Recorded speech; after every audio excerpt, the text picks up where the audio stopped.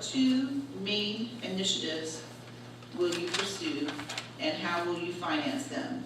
And we will start with Mr. Asotero. The first initiative I would take is requiring competitive bidding on all city work over $100,000.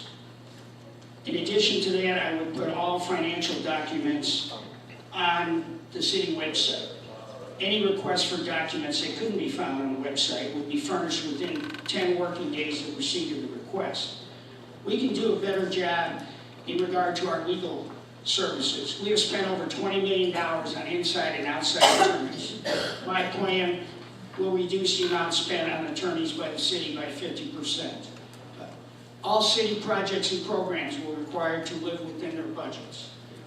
The city will get out of the restaurant business and out of the party time rental business and stop the practice of subsidizing failing businesses with your taxpayer money. Thank you, Mr. Asotero. Mr. Spiegelman. Well, the first order of business would be to get our house in order financially. That goes without question. The single most important thing that must occur in Carmel. What also must be needed is the situation with the Palladium, which is probably the single most critical issue here in Carmel and a major issue in this campaign. The mayor, indeed, can rationalize away an economic recession for not collecting money. At the same time, the performing arts centers all throughout the country, from Orange County to Las Vegas to Dallas to Orlando, have been collecting millions of dollars of corporate and private money to fund their performing arts center. What the mayor has done, despite promising $40 to $60 million in endowment money to help in the construction of his improvements to the Palladium, was to collect nothing. In the 2 years before the recession, which started in December of 2007, he had 2.5 years to be able to raise money, and he did not. Thank you, Mr. Spiegelman. Mr. Brainerd.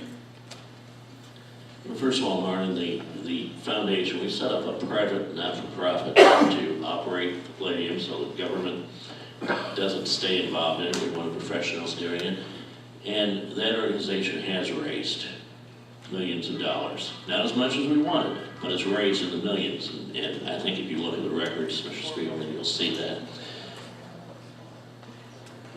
Secondly, moving on, though, to where we want to go. We want to continue to attract private sector capital to the center part of our city, where we already have services and infrastructure. We want to continue to manage our city in such a way that our taxes stay down. Sometimes that involves spending money very strategically to attract that private sector capital that will pay taxes, and those buildings will pay taxes for generations to come. Thank you, Mr. Brainerd. 30 seconds now in rebuttal for Mr. Asotero. I believe the city needs one accounting firm to report all facets of their transactions. Currently, we have 3 accounting firms. When they've come before the city council, they've spoken in regard to the little piece they handled. I think we need one accounting firm in this city, and to put everything and get it on a single sheet of paper. Thank you, Mr. Asotero.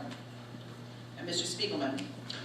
People should understand that the next mayor does not have only finance and accounting to deal with.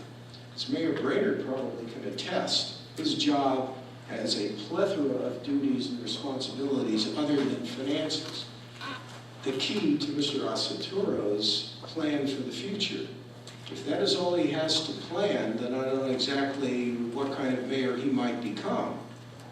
But as far as I'm concerned, a mayor is the type of person that has to deal with the people and deal with the problems at hand, both positive and negative. Thank you, Mr. Spiegelman. Mr. Brainerd.